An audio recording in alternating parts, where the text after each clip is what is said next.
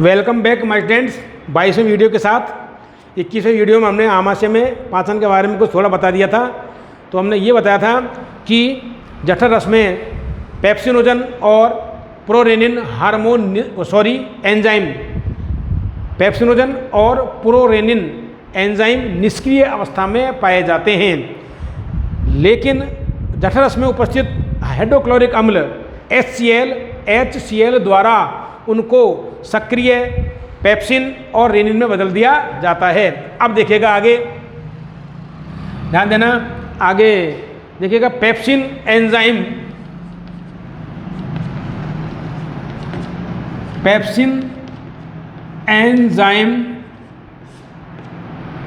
Protein को पचाता है, protein को पचाता है या प्रोटीन का पाचन करता है, प्रोटीन का पाचन करता है, जबकि रेनिन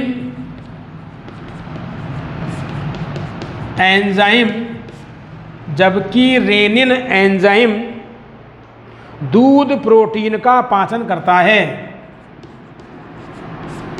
दुग्ध प्रोटीन केसीन का पाचन करता है, दूध प्रोटीन केसीन का पाचन करता है। तो ध्यान रहे ये बात, वयस्कों में रेनिन हार्मोन का इस्तेमाल नहीं होता है, 15 साल तक होता है बच्चों तक, जबकि बाद में बंद हो जाता है। आगे देखिएगा, जैसे देख लीजिएगा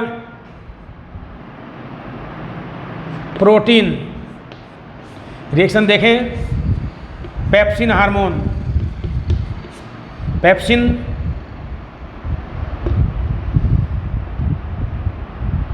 पेप्टाइड में पेप्टाइड, और इसी प्रकार दुग्ध प्रोटीन, इसको बोलेंगे हम केसिनोजन,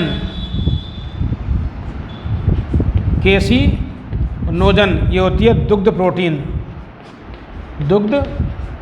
प्रोटीन। ये केवल बच्चों में ही स्थापित होता है, ओनली बच्चों में।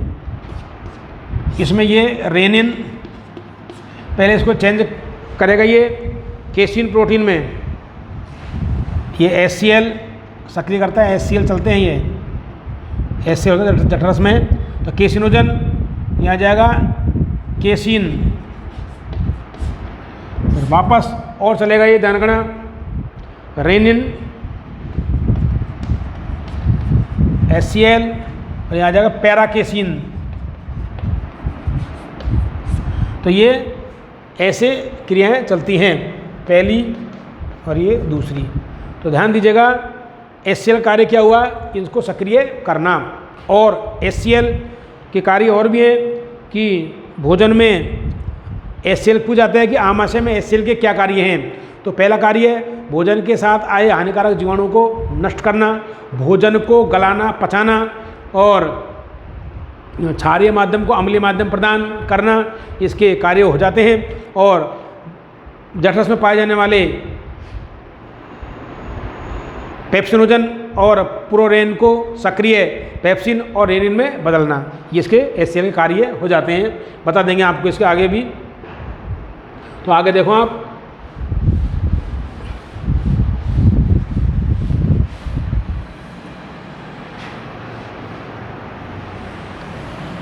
देखिए ध्यान से,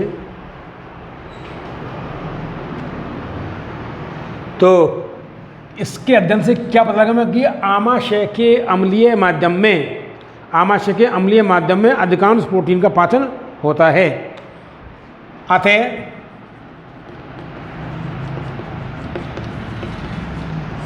आमाशय के अम्लीय माध्यम में अधिकांशतः प्रोटीन का पाचन होता है, प्रोटीन का पाचन होता है। तो प्रोटीन, आमाशय में प्रोटीन को पचाने वाला प्रमुख एंजाइम कौन सा होता है? पेप्सिन। तो देखिएगा आगे, आमाशय में पेप्सिन एंजाइम, आमाशय में पेप्सिन एंजाइम प्रोटीन को पचाने वाला, प्रोटीन को पचाने वाला प्रमुख एंजाइम होता है, प्रमुख एंजाइम होता है। तो ध्यान देना, आमाशय में जो जठरस में 3 प्रकार के एंजाइम होते हैं, पेप्सिन, रेनिन और हाइड्रोक्लोरिक अम्ल के रूप में पाए जाते हैं, और श्लेष्मा तो होता ही है। तो ध्यान देना, पेप्सिन प्रोटीन को पचाता है, रेनिन दूध प्रोटीन को पचाता है, और HCl पेप्सिन और रेनिन को सक्रिय करता है। ये इनके कार्य हो गए इनके। और देखते हैं आगे HCl के कार्य। पहली बात तो देखिए, ध्यान से एक बार देख लें इसको, ये बहुत इंपॉर्टेंट प्रश्न बनता है यहीं से ही, दोनों से ही, कि आमाशय में अम्लीय माध्यम में अधिकांश किसका पाचन होता है? प्रश्न आता है कि आमाशय के अम्लीय माध्यम में अधिकांशतः किस पोषक तत्व का पाचन होता है? तो प्रोटीन का। अब और दूसरा प्रश्न बनता है कि आमाशय में पेप्सिन एंजाइम प्रोटीन को पचाने वाला मुख्य एंजाइम, प्रमुख एंजाइम होता है। तो प्रश्न आ जाता है कि आमाशय में प्रोटीन को पचाने वाला, या आमाशय में प्रोटीन को पचाने वाले एंजाइम का नाम बताइए। तो प्रमुख एंजाइम होता है पेप्सिन, ध्यान रहे ये बात। HCl के कार्य देखें आप, पूछ ले जाता है आमाशय में HCl के कार्य। प्रश्न बन जाता है एक छोटा, आमाशय में HCl के कार्य, आमाशय में HCl हाइड्रोक्लोरिक अम्ल के कार्य। तो देखिए बेटा, पहला कार्य, भोजन को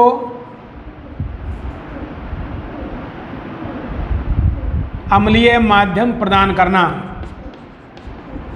अम्लीय माध्यम प्रदान करना, क्योंकि मुग्वा में क्षारीय होता है भोजन, तो अम्लीय माध्यम प्रदान करना, तभी भोजन गलेगा। दूसरा, भोजन को गलाना,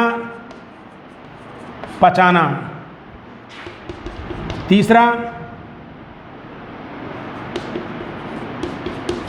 पेप्सिन एवं रेनिन को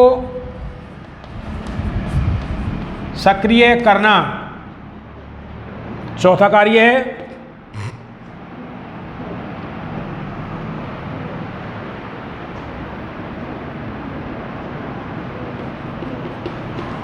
भोजन के साथ आए हानिकारक जीवाणुओं को नष्ट करना, हानिकारक जीवाणुओं को नष्ट करना। तो ध्यान देना, तो आमाशय में HCl कार्य पूछ ले जाते हैं 2 नंबर में, कि भोजन को अम्लीय माध्यम प्रदान करना, अर्थात क्षारीय माध्यम से अम्लीय माध्यम प्रदान करना, जिससे कि रेनिन एवं पेप्सिन कार्य कर सकें, क्योंकि पेप्सिन एंजाइम आमाशय के अम्लीय माध्यम में ही कार्य करते हैं, क्रियाशील होते हैं। आगे देखो, भोजन को गलाना और पचाना। तीसरा है पेप्सिन एवं रेनिन को सक्रिय करना, और चौथा है भोजन के साथ आए हानिकारक जीवाणुओं को नष्ट करना। अब इसमें एक चीज़ और है बेटा, ध्यान रखना, बाई चांस पूछ ले जाता है। तो आमाशय में कौन कौन से एंजाइम पाए जाते हैं? पेप्सिन, रेनिन और HCl अम्ल के रूप में पाया जाता है। अब देखिएगा कि आमाशय की जो जठर ग्रंथियाँ होती हैं, उनमें 3 प्रकार की कोशिकाएं पाई जाती हैं। मैंने आपको बताया था कि ये प्रश्न पूछ लिया जाता बाई चांस कि प्रोरेनिन, पेप्सिनोजन और प्रोरेनिन एंजाइम का स्त्रवण आमाशय में कौन सी कोशिकाओं द्वारा किया जाता है? इसी प्रकार ध्यान देना कि आपको पूछा जाता है कि HCl का स्त्रवण आमाशय में हाइड्रोक्लोरिक अम्ल का स्त्रवण कौन सी कोशिकाओं द्वारा किया जाता है? तो ध्यान देना, इंपॉर्टेंट नोट के रूप में इसको लिख लेना।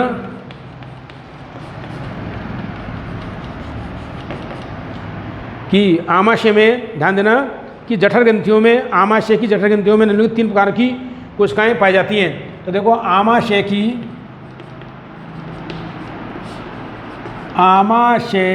जठर ग्रंथियों में,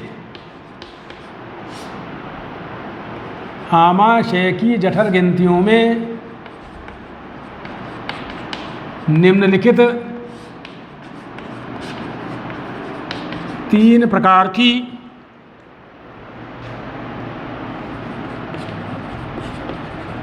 कोशिकाएं पाई जाती हैं। कौन से प्रकार की? 3 प्रकार की कोशिकाएं पाई जाती हैं। पहली, इन्हें बोलते हैं हम जाइमोजन,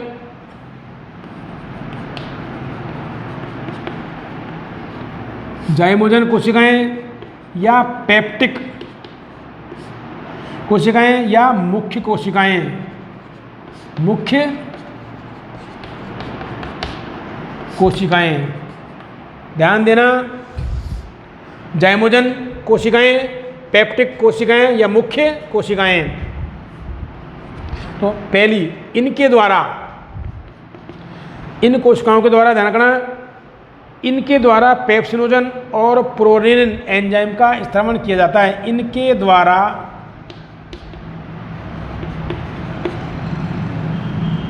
पेप्सिनोजन, इनके द्वारा पेप्सिनोजन और प्रोरेनिन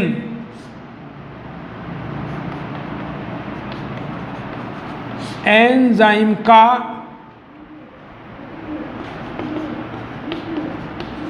स्त्रावण किया जाता है।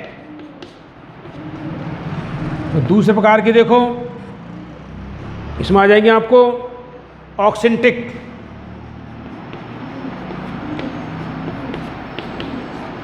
ऑक्सिंटिक कोशिकाएं, या हम ये कह सकते हैं अम्लजन कोशिकाएं। अम्लजन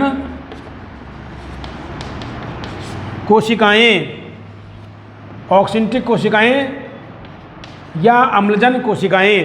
तो नाम से प्रदत्त है, अम्ल को जन्म देने वाली, अम्ल को स्त्राव करने वाली। तो देखो इनके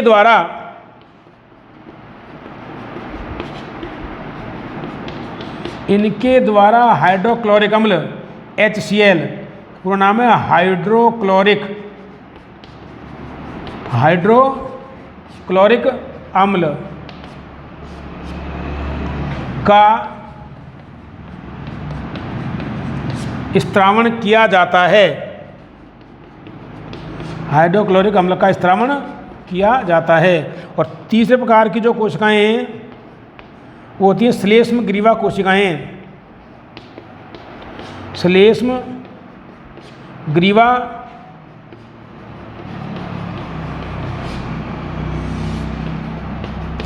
कोशिकाएं, श्लेष्म ग्रीवा कोशिकाएं,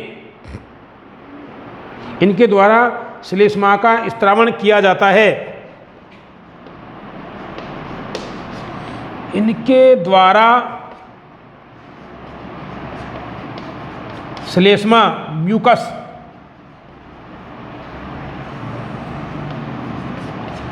का स्त्रावण किया जाता है।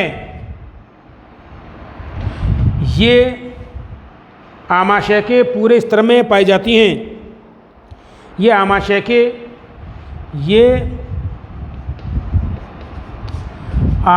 के पूरे उपकला स्तर में पाई जाती हैं। तो देखिए बेटा ध्यान से कि आमाशय की जठर ग्रंथियों में निम्नलिखित 3 प्रकार की कोशिकाएं पाई जाती हैं। पहली कोशिकाएं हैं आपको जाइमोजन कोशिकाएं या पेप्टिक कोशिकाएं, जिनके द्वारा पेप्सिनोजन और प्रोरेनिन एंजाइम का इस्तेमाल किया जाता है। दूसरे प्रकार के जो कोशिकाएं हैं वो आपको ऑक्सीडेंटिव कोशिकाएं या अम्लजनक कोशिकाएं, इनके द्वारा HCl हाइड्रोक्लोरिक अम्ल का इस्तेमाल किया जाता है। तीसरे प्रकार की हैं श्लेष्मग्रीवा कोशिकाएं, इनके द्वारा श्लेष्मा का इस्तेमाल किया जाता है। ये श्लेष्मग्रीवा कोशिकाएं आमाशय के पूरे उपकला स्तर में फैली रहती हैं।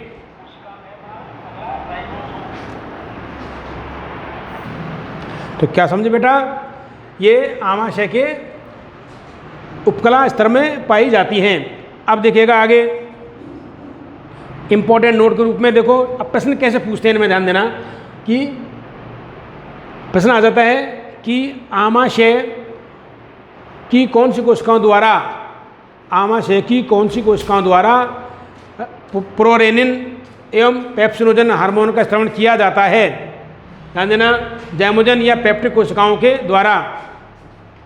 इसी प्रकार पूछा जाता है कि आमाशय में हाइड्रोक्लोरिक अम्ल का इस्तेमाल करने वाली, आमाशय में हाइड्रोक्लोरिक अम्ल का इस्तेमाल करने वाली कोशिकाएं का नाम बताइए। ऑक्सीडेंटिव कोशिकाएं,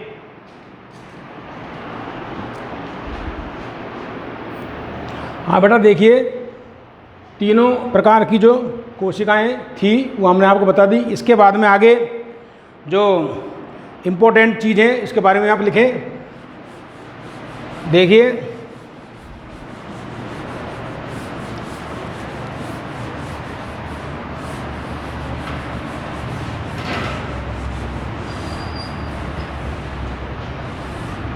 इसमें पूछा जाता है प्रश्न कभी सभी कि नवजात शिशुओं में पेप्सिन के साथ जठरस में और कौन सा एंजाइम पाया जाता है।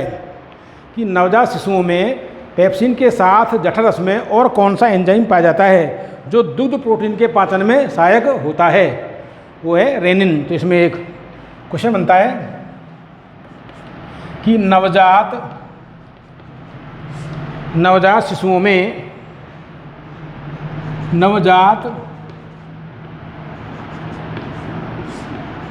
शिशुओं में पेप्सिन के साथ जठरस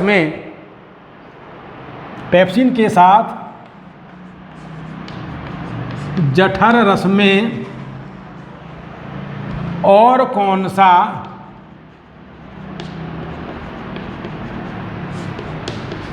एंजाइम पाया जाता है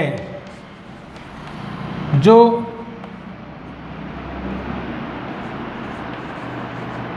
दुग्ध प्रोटीन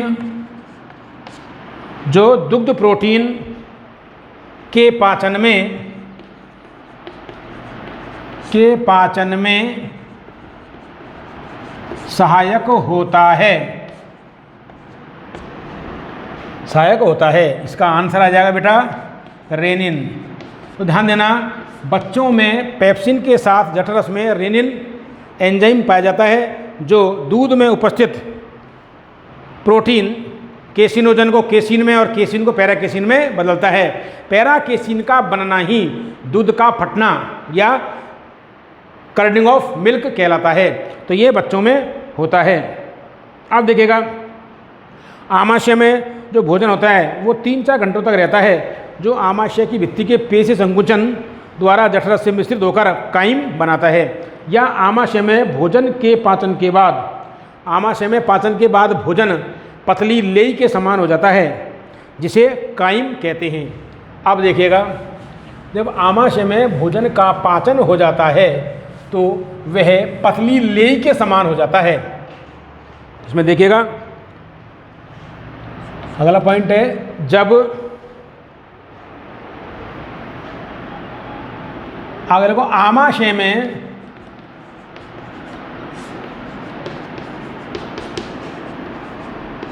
भोजन के आमाशय में पाचन के बाद, यहाँ लिखो, आमाशय में पाचन के बाद भोजन पतली लेई या लुगदी पतली लेई के समान हो जाता है। आमाशय में भोजन, आमाशय में पाचन के बाद भोजन पतली लेई के समान हो जाता है, जिसे काइम कहते हैं, जिसे काइम। तो ध्यान देना, भोजन का प्रारूप जान जाओगे, जिसे काइम कहते हैं, जिसे काइम कहते हैं। तो ध्यान देना, आमाशय में पाचन के बाद भोजन, ध्यान देना, आमाशय में पाचन के बाद भोजन पतली लेई के समान हो जाता है, जिसे काइम कहते हैं। अब देखिएगा, आमाशय में जो भोजन का पाचन होता है वो आंशिक रूप से पचित प्रोटीन एवं कार्बोहाइड्रेट सहित भोजन अम्लीय काइम, ये अम्लीय काइम होता है ये। तो अब यह भोजन आमाशय से कहाँ आएगा? छोटी आंत्र में, आमाशय छोटी आंत्र में आता है। इसको छोटी आंत्र में पाचन क्रिया को हम कल बताएंगे। धन्यवाद।